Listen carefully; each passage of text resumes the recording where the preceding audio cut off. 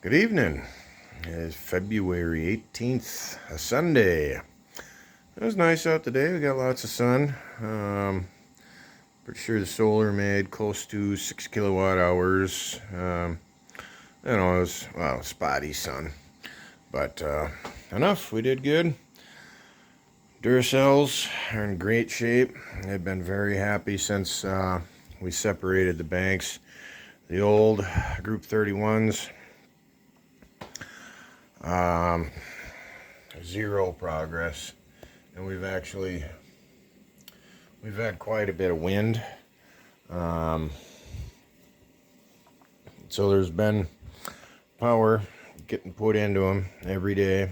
Today the turbine was just whipping between 2 and 500 watts for most of the day, and as soon as the turbine would start to make power, voltage would go from 21.5 zoom up to 24, 25 volts, and I don't know, it's kind of been the same ever since I rewired everything like this. And as soon as the wind stops, they just slowly settle right back down to, they're actually at 21.3 right now. They're getting lower, and I'm not pulling anything out of these things. The only thing that they're running is the little blue backlight on this meter, and any energy that the controller is using, which is like next to nothing. So they've gotten power stuffed into them every day since I've rewired this all,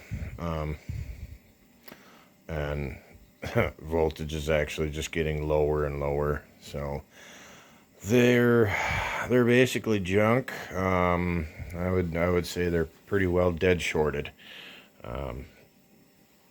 So I'm gonna take this all apart tonight. I'm just gonna get all the wires off of it and put my charging source wires back together on these bus bars, and then just have one main coming over to here, so any power coming from the wind will then be helping out the solar, just going into the good batteries. I'm not going to waste any more time on these.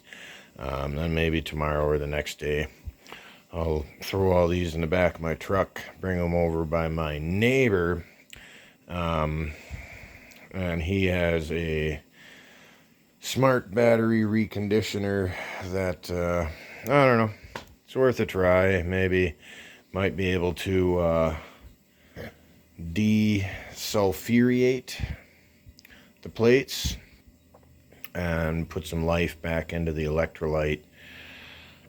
I don't know. I don't have a lot of hope for him.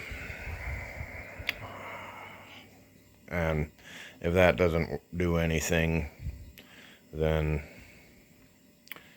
I'll probably just give them to him, and he can get whatever they're worth in scrap.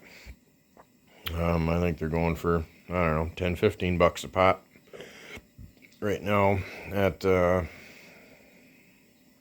local scrap yard. So I don't know, at least it'll be worth the electricity trying to recondition them.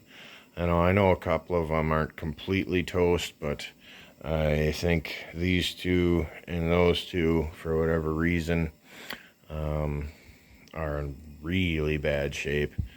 And so they've for a long time they've been dragging these ones down, and I was starting to get really concerned, like, man, are all 16 of my batteries just toast? Like, how is our voltage was sagging immediately after the sun went down, and we're having to go into conservation mode and power down the deep freezer, and shouldn't have to do this, invested too much, but amazingly these 8 are running better than the entire system has run in darn near a year. just by removing these 8 from the equation. So yeah, time for these guys to go. They can, maybe my neighbor can find a use for them. If not, he can scrap them. If he can save them and put them to use, great. He's got enough machines over there that could use a battery or whatever. They can do something. But I'm going to save all my leads. Those are all equal length. They're all the same length as these leads as well. The piggybacks and then the leads going to the bus bars, I made them all in one run, pulled the tape on every single one of them, used the same ring terminals, just rinse and repeat. So they were all equal, and that's 0 gauge stranded copper, not the copper plated tin or whatever, garbage that you get in the cheaper stuff. That was expensive wire. So I'm saving all that, and sometime soon, when the budget allows for it, we're getting 8 more of these guys, and I'd like to put 4 more solar panels outside to bring the charging array up to 2,000 watts. But to do that, I'm going to need to upgrade my charge controller because I have her maxed out. It's a 60 amp controller. When all 1600 watts are coming in, she's maxed out. She's at like 58.5 amps, and it's not letting it go any more than that. So I'm going to upgrade and get the 100 amp, and then I can wire my panels for higher voltage, and that'll be more ideal, so I don't have all those amps coming through the wire coming in. That is 6 gauge copper coming in from the array, and it's only on like a 50-foot run, but higher the volts, the lower the amps. So I'll run higher voltage, higher wattage coming into the new controller, and then the MPPT function will turn those extra volts into the proper amps I need to charge 16 of these guys, and we're going to be in really good shape after that. I don't think we'll have to worry about power after that, and then also adding the wind just as supplementary, and it is really nice having even just a trickle charge coming in at nighttime when the wind blows and there's no sun. That's awesome. So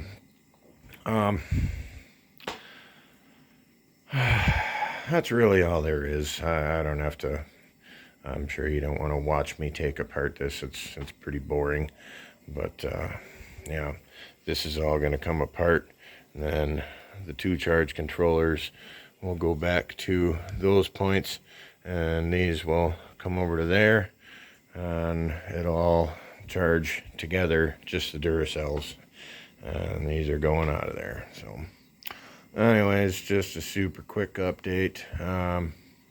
Man, keep an eye on your stuff. It can get away from you quick. Nice thing about these is, to check my water, all I got to do is flip that lever, and I can pop my caps open and see in there. These, I got to unscrew all the caps and whatever. It's a bigger job to take care of the water in there. So, and I don't know, those are just awesome batteries. They've served us very well so far. But all right, that's it. Thanks for watching. God bless you. Have a great week.